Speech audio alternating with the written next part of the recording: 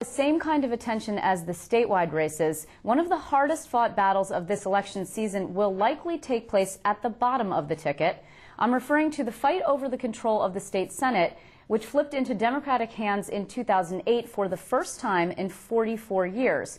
Now the stakes could not be higher for the Republicans. If they fail to win back control, they will have no power in how the district lines are drawn following the 2010 census, assuming, of course, the partisan redistricting process remains in place. One Democratic Senate leader has even talked of wanting to redistrict the GOP into oblivion.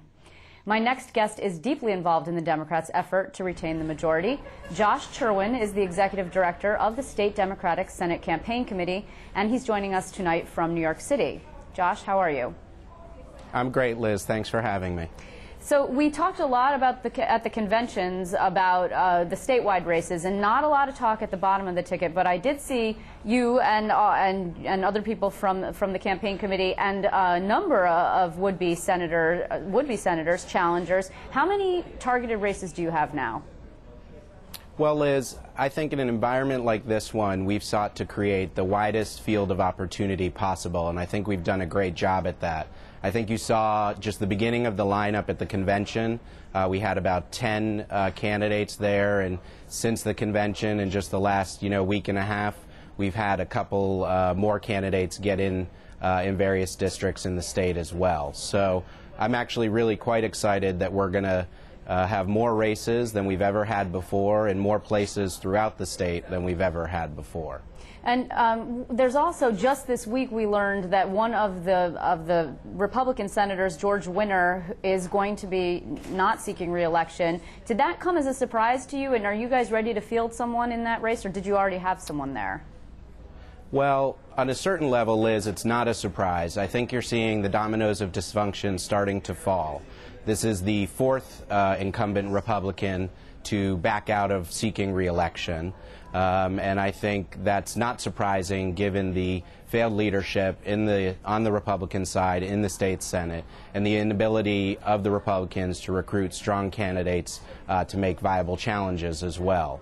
So we are already in talks with several different potential candidates, and believe very soon there'll be an announcement about our candidate in that district. Well, that district actually is pretty red in terms of enrollment. I mean, wouldn't that be an uphill battle? Would you? I know an open seat changes the calculus, but wouldn't it be an uphill battle for you to actually contend there, as opposed to some other places that you might have a better shot? Maybe in Queens, for example, to challenge Frank Padovan, who Republican senator who came pretty close to getting unseated in 2008. Your resources, while you have more than the Republicans, you've got to be parceling them out in a way that is, with more to the races that you could win.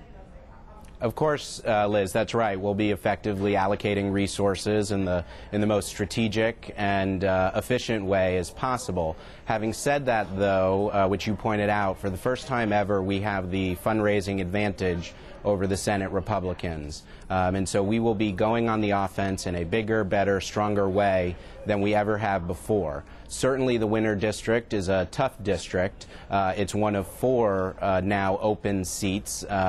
The Morahan seat, the Libel seat, the Volker seat have also all opened up, and certainly you're right to point out that some are more favorable to Democrats than others.